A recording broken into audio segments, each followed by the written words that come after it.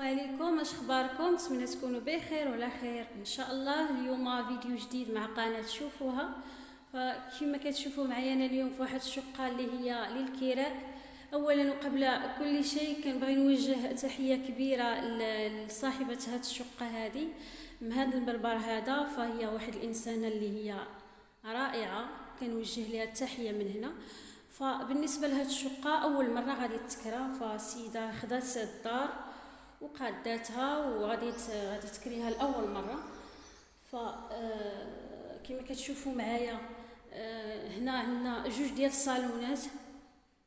تبارك الله الشقه كبيره ونقيه، فانا كنحاول نصور لكم الشقه من جميع الجوانب. هاد الشقه هذه للكراء، كاينه بالطابق الاول بدار اير بليس 2 بحي الوفاق مدينة تمارا. فكتكون هاد الشقة هذه من جوج ديال الغرف وجوج ديال الصالونات. فكما كتشوفوا معايا هذه الغرفة الأولى فيها بالكون، فيها واحد البالكون كما شفتوا.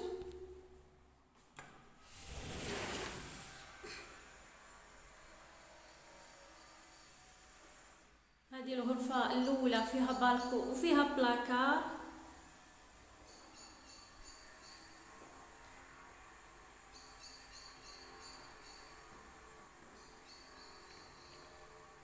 هنا طواليط اعزكم الله كما كتشوفوا معايا، وكاين هنا الحمام فهو سيباري كما شفتوا. وهذه الغرفه الثانيه اللي هي حتى هي فيها واحد البالكون. تبارك الله الشميشه كاينه لان عندها واجهه قبليه.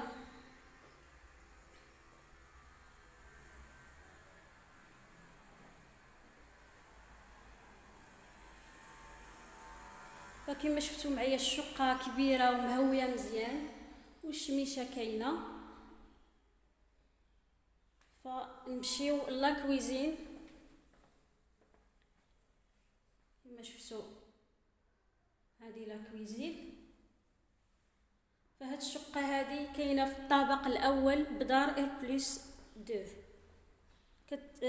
بالنسبه لهاد الشقه هذه للكراء حي الوفاق مدينه تمارا، قريبه لجميع المرافق. وبالنسبه اللي مهتم انه يجي يشوف هاد الشقه فيلقى التليفون على صندوق الوصف. ومرحبا بالجميع. بالنسبه للثمن ديال هاد الشقه هذه فهي 4000 درهم نيغوسيابل. فكما شفتوا الشقه ممتازه مهويه مزيان ونقيه. كتكون من جوج ديال الغرف وجوج ديال الصالونات كما شفتوا معايا. الطابق الاول.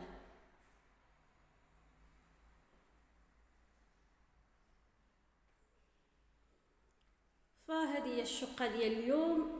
غادي نخليكم وصلنا لنهايه ديال هذا الفيديو هذا.